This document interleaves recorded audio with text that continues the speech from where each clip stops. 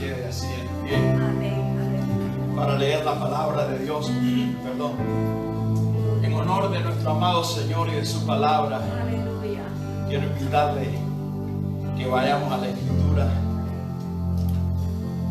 y leamos una pequeña porción en Santiago capítulo 1, los versículos del 13 hasta el 18. Si el Señor me lo permite, hoy quiero concentrarme en el 17, versículos 17 y 18, pero quiero que recordemos toda la sección completa. Quiero agradecer a nuestro querido pastor que me da esta nueva oportunidad de poder exponer la Escritura en esta mañana. Y debo decir que es muy alentador poderles ver por segundo domingo juntos adorando al Señor en su casa. Aleluya. Por favor, acompáñenme, les ruego, a Santiago capítulo 1, los versículos del 13 hasta el 18. ¿Ya están conmigo? Amén. Dice la Escritura en esta mañana que nadie diga cuando es tentado, soy tentado por Dios. Porque Dios no puede ser tentado por el mal, y Él mismo no tienta a nadie, sino que cada uno es tentado cuando es llevado y seducido por su propia pasión. Después, cuando la pasión ha concebido, da a luz el pecado, y cuando el pecado es consumado, engendra la muerte. Amados hermanos míos, no os engañéis.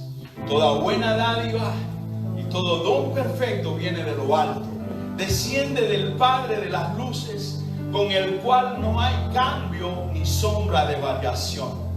En el ejercicio de su voluntad, Él nos hizo nacer por la palabra de verdad, para que fuéramos las primicias de sus criaturas.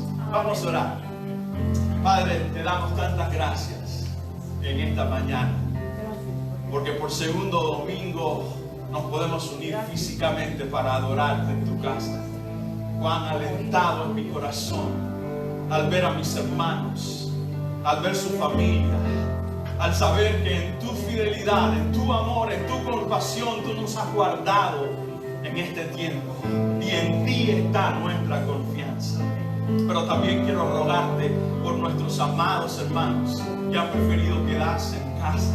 Señor, bendíceles allí, y que también este tiempo de adoración y de exposición de la palabra sea de bendición para ellos. Les amamos tanto, Señor, y les extrañamos, y esperamos un día volverles a tener en medio nuestro. Gracias, porque en tu soberanía tú tienes el control de todas las cosas, y todo lo que ocurre en tu providencia redunda para tu bien y para tu gloria, y estamos tan confiados en lo que tú estás haciendo en cada una de nuestras vidas. Ahora, Señor, vengo en tanta debilidad a predicar esta palabra, Señor Jesús, considerándome un vil pecador, rogándote el auxilio de tu Espíritu Santo, que ilumine tu palabra en esta mañana de una forma tan especial, que nuestros corazones sean alentados como lo fueron aquellos hermanos judíos de Santiago, que estaban dispersos fuera de la Palestina, producto de la persecución. En el precioso nombre de Jesús te doy gracias. Amén y amén. Puede usted tomar su asiento, y le agradezco. Y quiero que me permita en esta mañana continuar el tema que comencé en julio 12, acerca de quién tiene la culpa de mi tentación. ¿A quién puedo culpar cuando soy tentado? Directamente, probablemente no hagamos como hizo Adán, que cuando Dios le dio 2 oportunidades de arrepentimiento, preguntándole: Adán, ¿dónde estás? Adán, ¿qué hiciste? ¿Has comido el fruto que te dije que no comieras? En lugar de él decir: Señor, sí, he pecado contra ti, perdóname, él dijo: la mujer que tú me diste, culpando directamente a Dios. Quizás probablemente no culpemos directamente a Dios, lo hagamos más sabiamente como Eva. Eva, ¿qué hiciste? La serpiente. Ahora pregúntese, hermano, ¿quién creó la serpiente? ¿Quién creó la serpiente? Si no hubieran creado la serpiente, pues la serpiente no estaría ahora recibiendo la culpa. Se ha preguntado que cada vez que culpamos a una persona, a una circunstancia, aún el propio diablo, indirectamente estamos culpando a Dios. Un homosexual dice, ¿qué voy a hacer? No soy responsable de mi pecado. Simplemente soy una mujer atrapado en el cuerpo de un hombre. Hombre, qué chapucería. ¿Quién te creó tan chapuceramente? ¿A quién está acusando? ¿A quién está culpando? A Dios. Cuando un líder cae en pecado y dice, hombre, Satanás me empujó, ¿no? Si no me empuja, si Dios no hubiera creado este ángel que se rebeló contra él, pues bueno, yo no estaría en esta situación. ¿Y cuántas veces? Quizás, inconscientemente, bueno, si no hubiera venido a este país, si no hubiera conocido a esta persona, si no estuviera en este trabajo, pero bueno, es que Dios me abrió esta puerta, estamos culpando a Dios. ¿Quién tiene la culpa de mi tentación? Hoy quiero enfocarme en el tercer argumento, pero por favor permíteme repasar los dos primeros que te di en julio 12. El primero es el argumento tan poderoso que Santiago dice, porque Dios no puede ser tentado. Dios no puede. El doctor Archibald Thomas Robertson escribió 6 volúmenes que los llamó imágenes verbales del griego para ayudarnos a entender, aquellos que no somos expertos en griego, una serie de términos en el griego en el cual fue escrito el Nuevo Testamento. Y él dice que este término, para nosotros son varias palabras, pero es una sola palabra en el griego, apeirastos. Lo que realmente está, dice que es un término único en el Nuevo Testamento. Usted no lo va a encontrar en otra área del Nuevo Testamento. Y lo que está estableciendo es eso, que Dios es invulnerable al mal. El mal no le penetra. ¿Por qué? Por la sencilla razón de que Él es santo. Amén. Supremamente santo. Y como Él es santo, le pide a su iglesia, en 1 de Pedro 1:16, sed santos, porque yo soy santo. En Hebreos capítulo 12, versículo 14 dice que sin santidad nadie, no importa que usted lleva 50 años en una posición de liderazgo, nadie verá al Señor. Así que hemos de tomarnos muy en serio esta declaración. Dios no tiene responsabilidad. Él es consciente del mal. Aún Él usa el mal para su propia gloria. Recuerda la vida de Job. No tengo el tiempo para ir. Pero si usted pudiera leer el libro de una sola sentada y pudiera mirar cómo se despliega toda la historia, como el diablo viene como el acusador de nuestras almas a la presencia de Dios. Y Dios constantemente, si usted lee el texto va a ver que Dios es el que inicia, el que dirige, el que pregunta.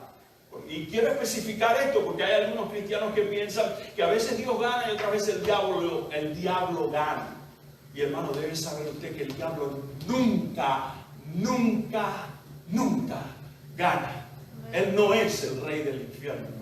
Dios es el rey del infierno. A veces pensamos que el diablo estará en su oficinita allá en el infierno con aire acondicionado, él y los demonios, mientras todos los seres humanos que rechazaron a Cristo están siendo consumados, castigados eternamente en el fuego del infierno. No, hermano, Él también y todos sus demonios. Lea Apocalipsis capítulo 20 a partir del versículo 7 hasta el versículo 10 y usted verá que un día Dios lo va a lanzar al infierno y Él será castigado por toda la eternidad. Él nunca gana, Él no es el rey del infierno, pero Dios está usando la maldad para su propia gloria, porque la propia maldad de Eva y de Adán al pecar, ¿acaso no permitió que Dios mostrara un maravilloso plan de redención? Mostrara su paciencia, mostrara su compasión. Así que él usa la maldad. Y cuando usted sigue leyendo la carta de Job, se encuentra que Dios le permite al diablo que le quite el cerco que le ha puesto. Y él pierde sus hijos, pierde sus riquezas. Aún su esposa dice, oye, te amo tanto que no quiero verte así. Maldice a Dios y muérete. Y él rehúsa maldecir a Dios. Pero cuando empieza el tiempo difícil de la prueba, donde su salud es deteriorada, al punto de que estaba sentado en cenizas, arrascándose con un tiesto, quizás hacía algo como una de estas tejas de barro, y encima tiene 3 amigos, que al igual que los discípulos en Juan capítulo 9, piensan como los discípulos cuando vieron a aquel joven ciego, dijeron, ¿quién pecó? ¿Este o sus padres? Así que ellos toman la errónea conclusión de que si Job está sufriendo algo tan terrible es porque él ha pecado. Algo has cometido, Job. Y empiezan a acusarlo en lugar de consolarlo. Y él está cuestionándose. Pero al final del libro ocurre algo tremendo y Dios llama a Job y le dice, ponte bien los pantalones. Abróchate bien los pantalones y respóndeme. Y le empieza a hacer una serie de preguntas. ¿Dónde estabas tú cuando yo creé la osa mayor y la osa menor? Son preguntas retóricas. La respuesta es, de parte de Job, yo no estaba. De parte de Dios, yo estaba. ¿Dónde estaba cuando yo creé el Leviatán, el Behemoth? Mira su silueta. Y le empieza a preguntar. Y uno dice, ¿hacia dónde van todas estas preguntas que Dios le está haciendo a Job? ¿Qué sentido tiene? Lo que Dios le está diciendo a Job es, Job, si tú me conocieras, tú nunca dudarías de mí. Aunque no entiendas lo que yo estoy haciendo, aunque no entiendas mi plan, aunque no entiendas la manera en que estoy usando esto para mi propia gloria, porque Dios le estaba mostrando al diablo, tú te rebelaste contra mí. Hay hombres como Job que mantienen su integridad a pesar de perderlo todo. ¿Te parece maravilloso eso, hermano? Aunque es un momento difícil, ¿te has puesto a imaginar si Dios dijera, has visto a mi siervo, quita el nombre de Job y pon el tuyo, y pasaras tú una prueba, estarías dispuesto a sufrir para la gloria del Señor? Y Job termina diciendo, me pongo la mano en la boca de oídas, te había oído, pero ahora realmente es que yo te conozco. Yo creía que yo te conocía. El tiempo de la prueba hizo que Job conociera al Señor. O sea, que por eso les decía que aún Dios usa el mal y la maldad para su propia gloria, pero Él no es responsable de esta situación. Así que este es el primer argumento maravilloso que establece a nuestro hermano Jacob, el escritor de esta epístola. Y ahora viene el segundo argumento que lo desarrolla en 3 metáforas. Las metáforas son comparaciones que se hacen. Y él dice, sino que cada uno es tentado cuando es llevado. Esta es la primera metáfora, es tomada este término en el griego del cazador que pone un cebo y debajo hay una trampa para atrapar el animal. La segunda metáfora, y seducido. Este término, los expertos en griego dicen que se usaba frecuentemente del pescador que ponía el cebo en el anzuelo y el pescado no veía el anzuelo, lo que veía era el cebo y se lanzaba tras él porque olía bien, se veía bien, y cuando finalmente mordía sentía el dolor del anzuelo que le había penetrado allí su boca, pero ya era tarde. Por su propia pasión. Y es importante este término, hermano. Por su propia pasión. Porque no todos nos tienta lo mismo. Pensemos en un hombre. Un hombre puede sentirse atraído por tener relaciones con otro hombre. Sin embargo, otro hombre puede despreciar y sentir algo asqueroso eso. Pero sin embargo, él siente atracción por serle infiel a su esposa con otra mujer. Un hombre puede sentirse atraído por el alcohol y las drogas, y otro puede ver el alcohol y las drogas como algo tan despreciable, pero puede sentirse atraído por los juegos del azar. Entonces, por eso el escritor, y esto es realmente, Santiago es solamente el escritor, el Espíritu Santo nos está estableciendo que es de nuestra propia pasión. El tentador, hermanos, no es externo, es un traidor interno que tenemos dentro. Y a pesar, les decía el domingo 12 de julio, a pesar de que gloriosamente hemos sido salvos por gracia, y ya somos libres de la esclavitud del pecado, aún por nuestra naturaleza humana pecaminosa, tenemos dentro de nosotros, en forma de pasiones, deseos, sentimientos, anhelos, ese traidor, que es el que es avivado por un cebo, es avivado por una carnada y nos lanza al pecado. El doctor Sinclair Ferguson, comentando este texto, dice algo realmente fascinante. Él ve la sombra, y me parece muy apropiado poderle compartir con ustedes. Él ve la sombra de la vida de David con Betsabé. David tenía que ir, el segundo libro de Samuel, hacia el capítulo 11. Usted ve que en la primera parte del segundo libro de Samuel, él está venciendo, es un rey vencedor, está ganando sobre los filisteos una y otra vez. Pero llega un momento que él dice, bueno, que mi pueblo, que mi ejército y mi general vayan a la guerra, yo me voy a quedar. Y él sube a la parte más alta de su edificio. Estaba relajado, era al terminar el día.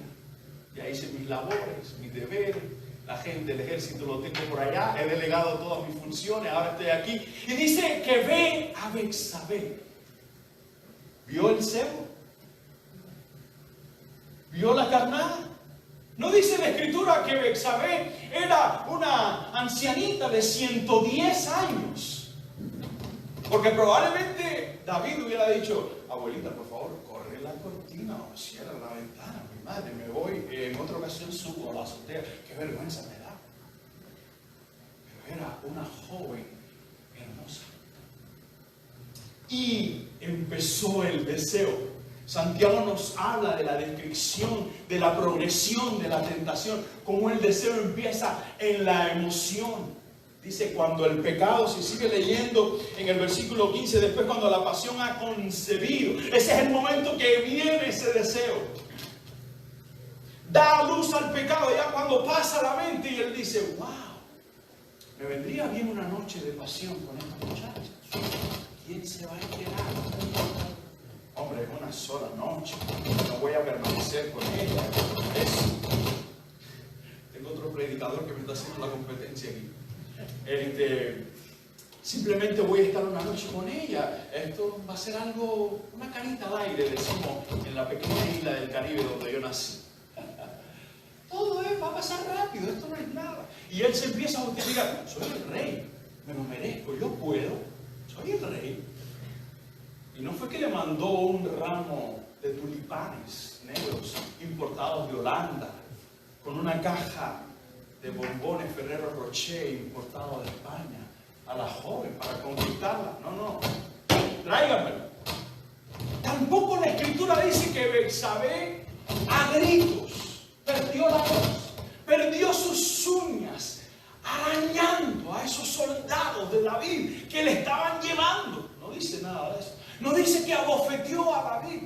Al parecer había una complicidad. O sea, ya aquí ha pasado a la última sección, que es la voluntad, y cuando el pecado es consumado, engendra la muerte. Y realmente hubo muerte, hermano. Todo parecía que eso se iba a quedar en una sola noche, pero resulta que Betsabé le avisa que está embarazada. Tratando él de ocultar su pecado, de no ser descubierto, ¿qué es lo que hace? ¡Oh, qué terrible! Manda al esposo a venir para que el esposo pase la noche con ella y quede como que el hijo es de Uría, su esposo. ¿No le parece algo realmente terrible? Finalmente, Urías es tan fiel que permanece durmiendo en el palacio del rey. El rey la segunda noche trata de emborracharlo, a ver si así. Tampoco se quedó con los hombres del rey, no fue. Finalmente llevó en sus manos la carta que le trajo la muerte.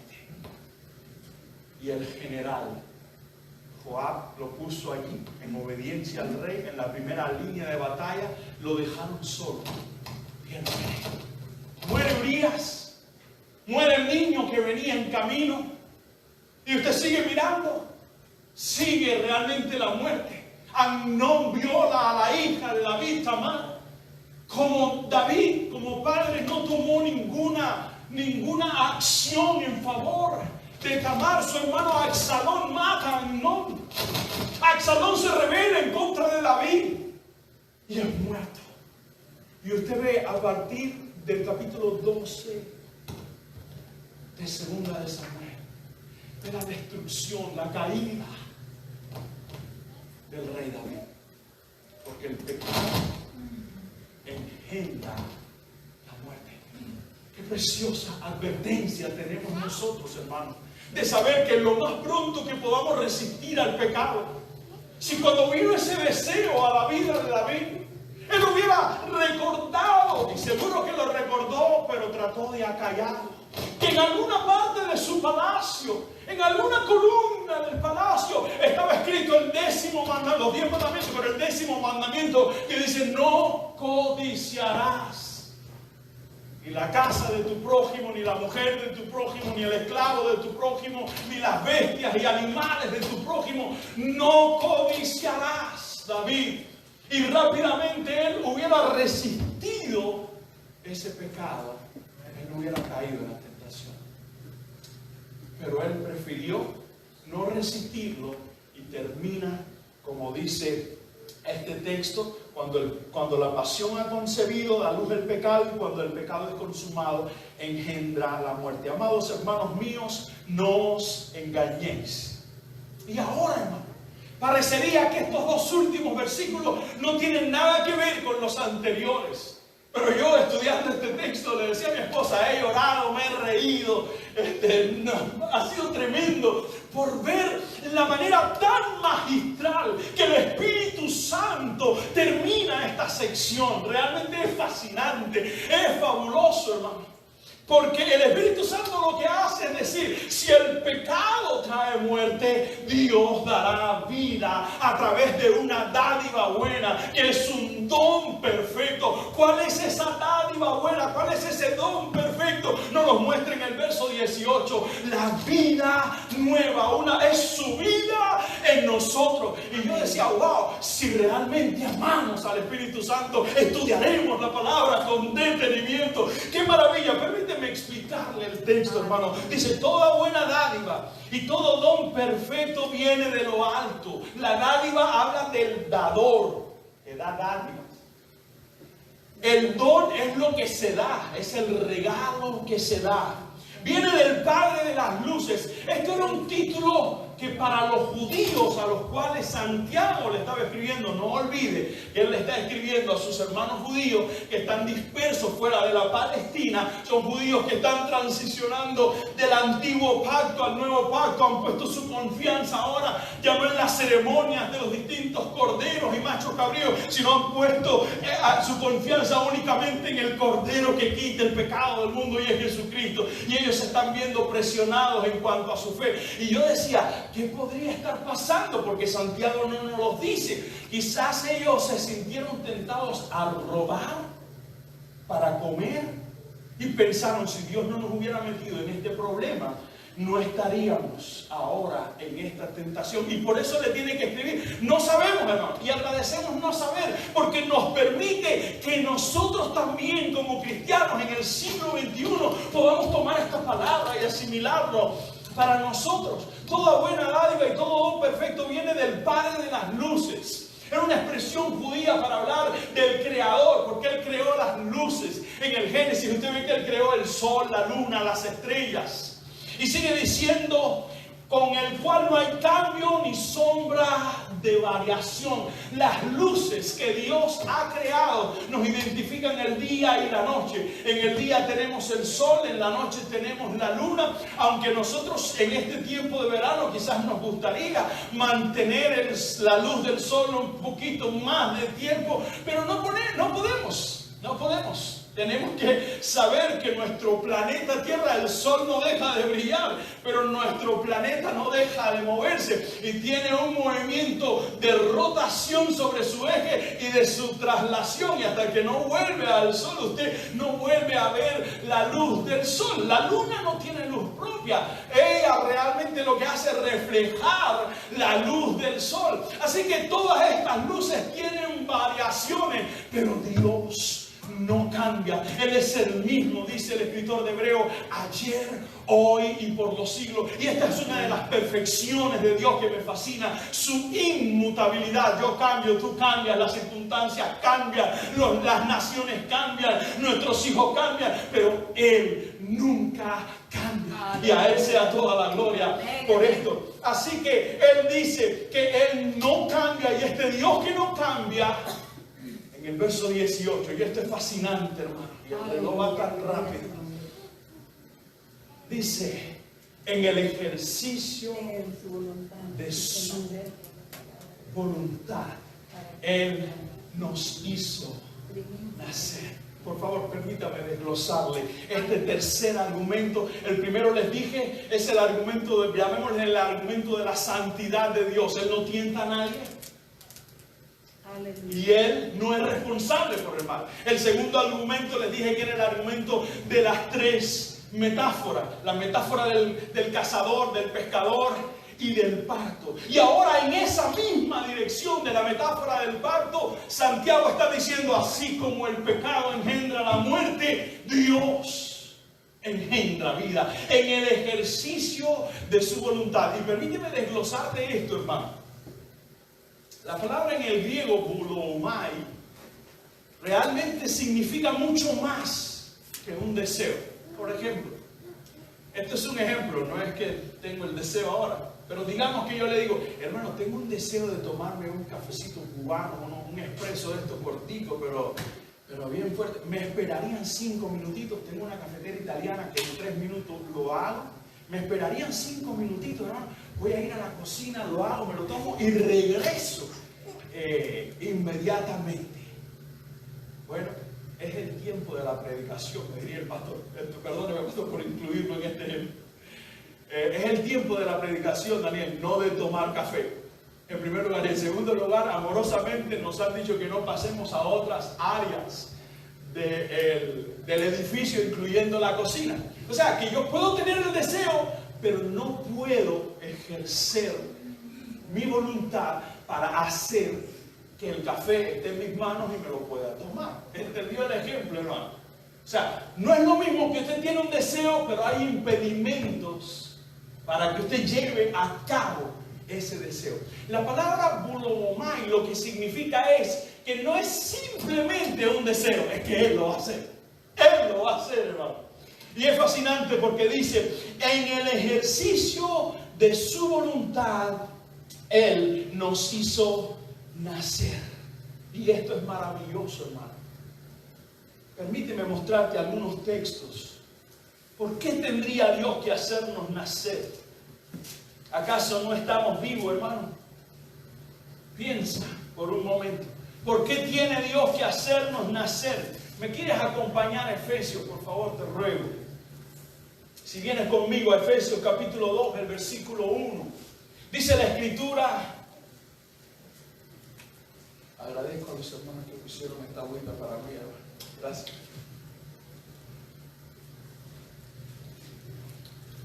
Efesios capítulo 2, versículo 1 dice, y Él os dio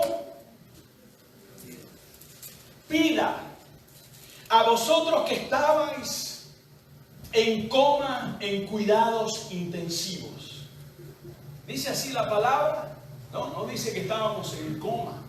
Dice, y Él os dio vida a vosotros, le está escribiendo Pablo a la iglesia en Éfeso, y dice, Él os dio vida a vosotros que estabais muertos en vuestros delitos y pecados en los cuales anduvisteis en otro tiempo según la corriente de este mundo, conforme al príncipe de la potestad del aire, el espíritu que ahora opera en los hijos de desobediencia, entre los cuales también, y ahora Pablo se incluye, todos nosotros en otro tiempo vivíamos en las pasiones de nuestra carne, satisfaciendo los deseos de la carne y de la mente, y éramos por naturaleza hijos de ira, lo mismo que los demás. O sea, todos nosotros, los de la iglesia de Éfeso, Pablo que está escribiendo, y aún nosotros, en algún momento estábamos muertos en nuestros delitos y pecados, vivíamos bajo el liderazgo de Satanás. Nos movíamos en las obras de la carne, pero gloria a Dios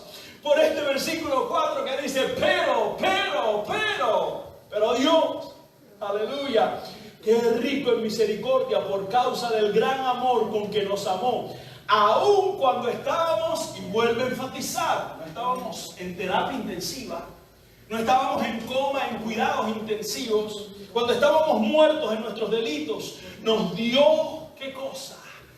Vida juntamente con Cristo. Por gracia habéis sido salvados, y con Él, por si te quedara duda de que no estábamos muertos y no estábamos en coma, dice, y con Él nos resucitó, y con Él nos sentó en los lugares celestiales en Cristo Jesús, a fin de poder mostrar en los siglos venideros las sobreabundantes riquezas de su gracia, por su bondad para con nosotros en Cristo Jesús. Porque por gracia, qué dulzura, por gracia habéis sido salvados por medio de la fe, y esto no de vosotros, sino que es don de Dios, no por obras, para que nadie se gloríe.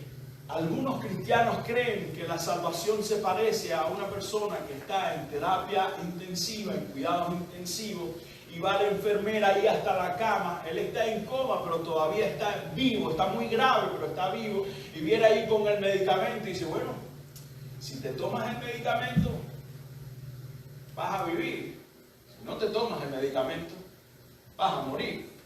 Y esta persona no decidió tomarse el medicamento y murió, o decidió tomarse el medicamento y vivió. No, hermanos, la salvación se parece más a alguien que está nadando en la playa y se ahoga, y está ahogado.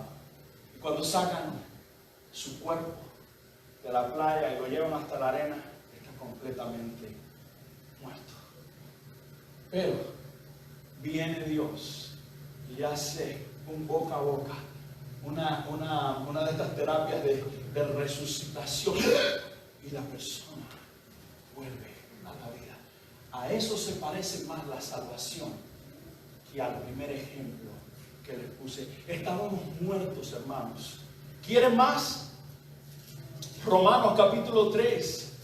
¿Qué dice Romanos capítulo 3? Venga por favor al versículo 9. Dice Romanos capítulo 3 versículo 9. Entonces, ¿qué? ¿Somos nosotros mejores que ellos? ¿A qué te refieres, Pablo? De ninguna manera, porque ya hemos denunciado que tanto judíos como griegos están todos bajo pecado. Como está escrito, no hay justo ni aún uno. No hay quien entienda, no hay quien busque a Dios. Todos se han desviado, a una se hicieron inútiles. No hay quien haga lo bueno, no hay ni siquiera uno. El ser humano, hermano, no tiene el deseo de buscar a Dios naturalmente.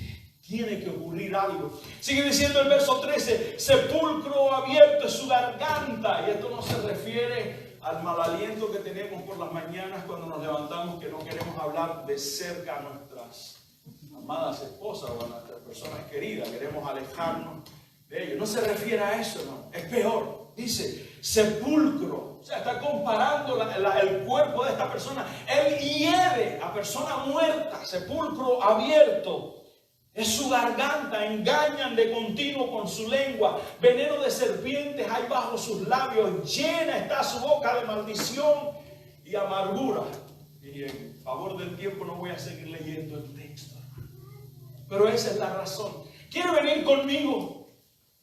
Esa es la razón por la que el Señor nos tiene que resucitar, nos tiene que recrear en una nueva vida, nos tiene que hacer vivir. ¿Quiere venir conmigo a la preciosa carta de Primera de Juan, por favor? Y mira lo que Juan nos dice a partir del versículo 29. Voy a saltar por los textos. Juan capítulo 2, versículo 29. Primera de Juan, esta preciosa carta. Dice, versículo 29 del capítulo 2, dice: si sabéis que Él es justo, sabéis también que todo el que hace justicia, ¿qué cosa? Es nacido de Él, porque la justicia del hombre es un trapo de inmundicia, dice el escritor de Isaías. Versículo 9 del capítulo 3. Ninguno que es nacido de Dios, ¿ve cómo insiste? Practica el pecado, porque la simiente de Dios permanece en él y no puede pecar, porque es, por segunda vez, nacido de Dios. Salte conmigo, por favor, al capítulo 4, el versículo 7. Dice: amados, amémonos unos a otros, porque el amor es de Dios, y todo el que ama es, ¿qué? Nacido de Dios y conoce a Dios. Por favor, venga conmigo al capítulo 5. Dice: todo aquel que cree que Jesús es el Cristo es nacido de Dios. Y todo aquel que ama al Padre ama al que ha nacido de Él. Salte al versículo 4, por favor. Primera de Juan capítulo 5, versículo 4. Porque todo lo que es nacido de Dios vence al mundo. Y esta es la victoria que ha vencido al mundo, nuestra fe. Y venga conmigo por último al versículo 18. Dice: sabemos que todo el que ha nacido de Dios no peca, sino que aquel que nació de Dios lo guarda y el maligno no lo toca. Lo mismo que dice Santiago: en el ejercicio de su voluntad Dios nos hizo nacer. Él nos dio vida nueva. Y tú me podrás decir: bueno, Daniel David, si Dios es el que le da vida nueva a los pecadores, ¿para qué vamos a evangelizar? ¿Para qué vamos a salir a predicar el evangelio a la gente? ¿Para qué vamos a testificar de Cristo? Si en fin de cuentas es Dios el que le da vida al pecador que está muerto. No salgamos a evangelizar. Oh, querido hermano, gracias por preguntarme. Mira la siguiente frase. Santiago capítulo 5. Estamos en el verso 18. Dice la palabra que Él en el ejercicio de su voluntad nos hizo nacer, pero Él proveyó un medio fantástico, maravilloso. ¿Cuál fue ese medio que proveyó el Señor? Dice: por la palabra de verdad. Él nos hizo nacer por la palabra de verdad. En otras palabras, Dios no nos necesita. Dios no nos necesita para salvar a este mundo del pecado, pero Él en su soberanía ha decidido incluirnos y ha establecido: yo voy a dar una vida nueva y tú, iglesia, vas a predicar mi palabra. Y cuando tú predicas mi palabra, yo voy a dar vida nueva, porque yo soy el soberano y así lo he determinado. Y es por eso que cuando Pablo le escribe al joven pastor Timoteo, y permítame ser un poco un eco de la maravillosa exposición de las Escrituras que nos hizo nuestro pastor el domingo pasado, cuando nos hablaba en Primera de Tesalonicenses capítulo 5 y nos decía: no menospreciéis las profecías, y nos hablaba de cuántos profetas falsos hoy en día, pastores falsos, predicando un falso evangelio, han perdido la fe en la palabra. Y gloria al Señor, porque si hay algo amoroso que puede hacer un pastor, es predicarnos fielmente la Escritura, y oramos por su vida y su ministerio, hermano. ¿Sabe qué, hermano? Pablo le dice a Timoteo, mire, capítulo 2 de segunda de Timoteo, es la última carta que escribe Pablo. Ya está próximo a que su cabeza sea despegada de su cuello por un vil verdugo romano. Y mira lo que él está diciéndole a Timoteo. Segunda de Timoteo capítulo 2 versículo 15 dice: procura con diligencia presentarte a Dios aprobado. Bueno, Pablo, explícame cómo puedo presentarme a Dios aprobado. Dice: como obrero que no tiene de qué avergonzarse, que maneja con precisión la palabra de verdad, hay tantos que hoy en día se están avergonzando del Evangelio y prefieren hablar de técnicas humanas, cómo tener éxito en esto, cómo que te vaya bien en lo otro, en cosas que no están en la Biblia. Y usan frasecitas sueltas de la Biblia fuera de su contexto. Líbrenos el Señor de eso. Mira lo que dice al finalizar la carta. Pablo dice en 2 de Timoteo 4. Versículo 1 dice: te encargo solemnemente en la presencia de Dios y de Cristo Jesús, que ha de juzgar a los vivos y a los muertos por su manifestación y por su reino. Predica la palabra. Insiste a tiempo y fuera de tiempo. ¿Y eso qué significa? Cuando la palabra sea aprobada y cuando sea rechazada, cuando seas popular y cuando seas impopular, cuando te aplaudan y cuando no te aplaudan, siempre predica la palabra, no tus ideas, no tus opiniones, no tu filosofía. Predica la palabra, insiste a tiempo y fuera de tiempo, redarguya, reprende, exhorta con mucha paciencia e instrucción, porque vendrá tiempo cuando no soportarán la sana doctrina, sino que teniendo comezón de oídos, acumularán para sí maestros conforme a sus propios deseos y apartarán sus oídos de la verdad y se volverán a los mitos. Eso hoy lo estamos viviendo, en aquel tiempo también. Permíteme llevarles el tiempo corrido y les pido que me perdonen. Perdóname, pastor, me vas a matar. Efesios capítulo 1, versículo 13. Dice la Escritura,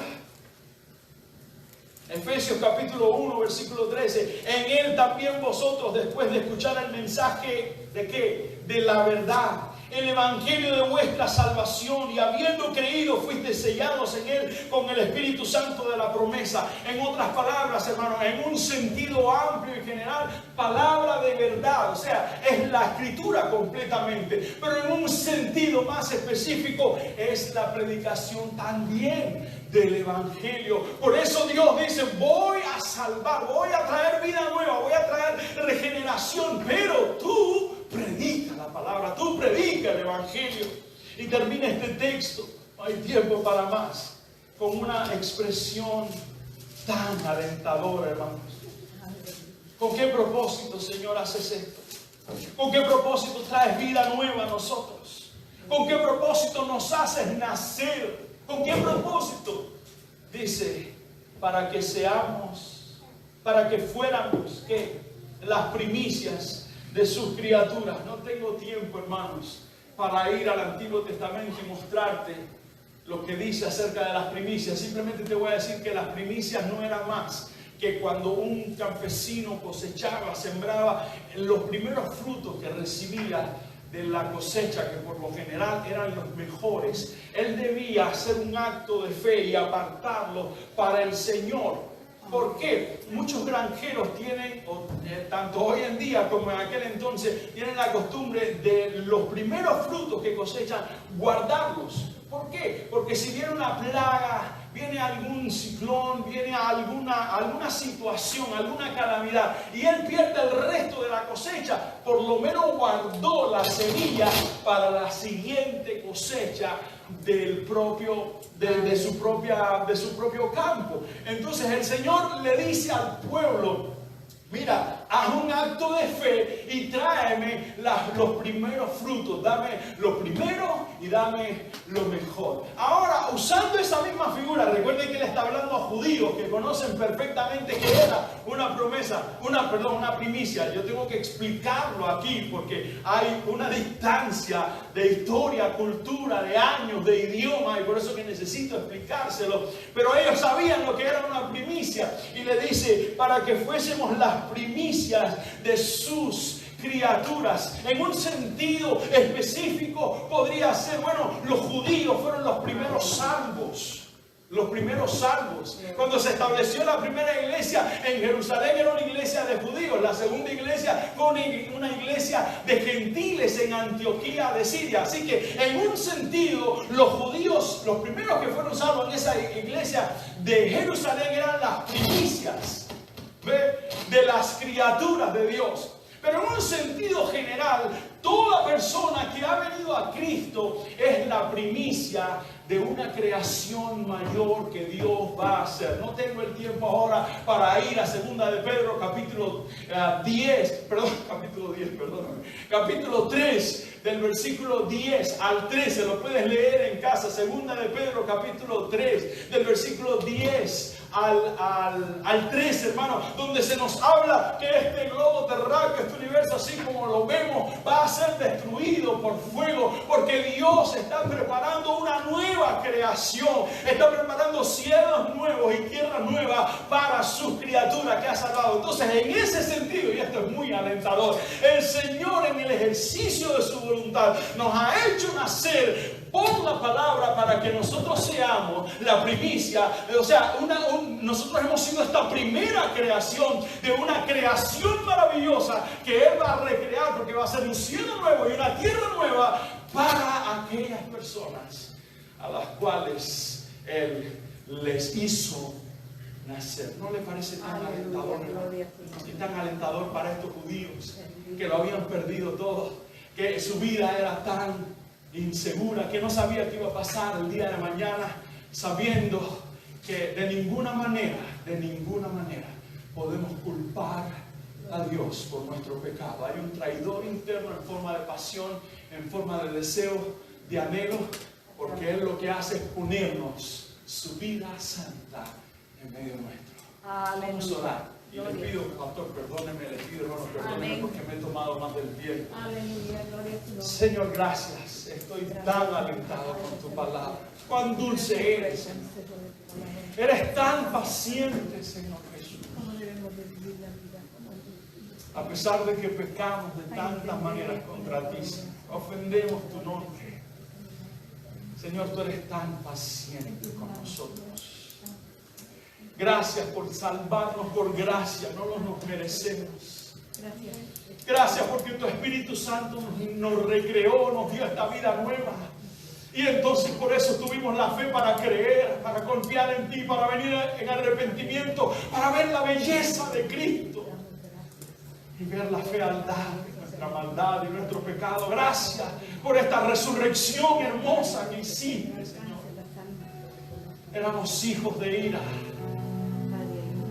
pero en tu paciencia tú detuviste tu ira, Señor, y nos diste este don perfecto, este regalo precioso de la salvación por gracia, de la cual ninguno de nosotros podemos jactarnos.